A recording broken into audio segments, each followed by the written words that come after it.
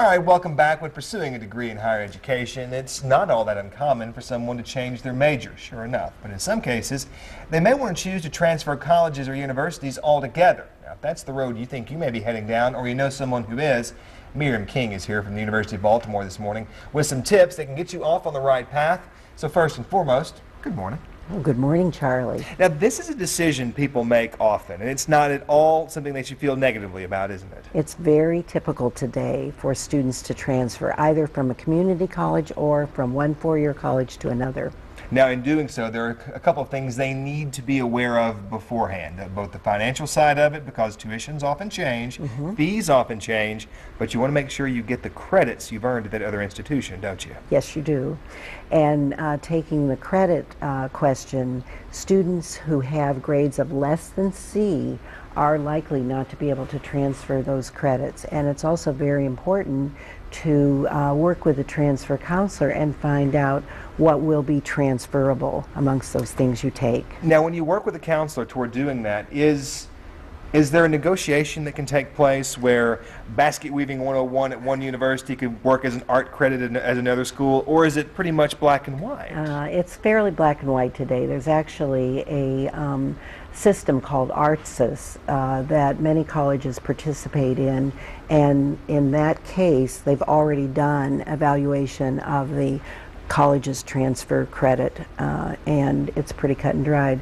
But sometimes when a student is transferring credit, particularly for an unusual course, there will be documentation that's required to make sure that you're getting the same thing or bringing the same kind of experience that you would get in the course at the current college. Now, what if this is part of a plan? If you're at a community college working on an associate's degree and the next progression is to go to that baccalaureate degree at a four-year institution, that's a plan. Yes, it is. So that move has to be planned out and well thought out as well, doesn't it? Yes, it does. And what you want to do is start out knowing, of course, in the community college that you're going to be transferring and aware of the college's articulation agreements with other four-year colleges.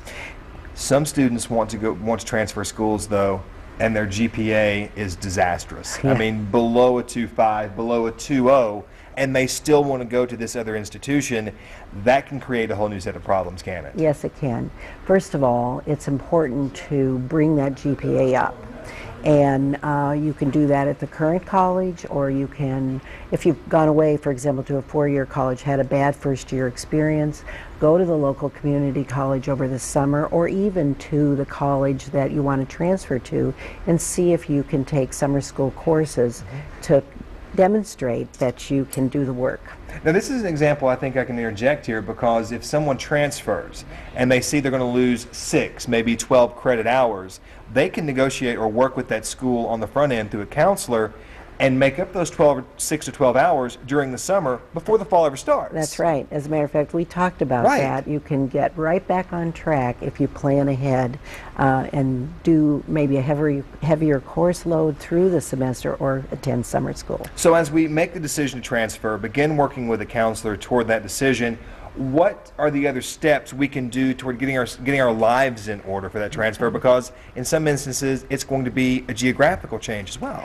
Yes. Well, first of all, about financial aid and about the cost of tuition at the new school, you need to be sure your bills are paid at your current institution so your transcript can be submitted to the new institutions you're applying to.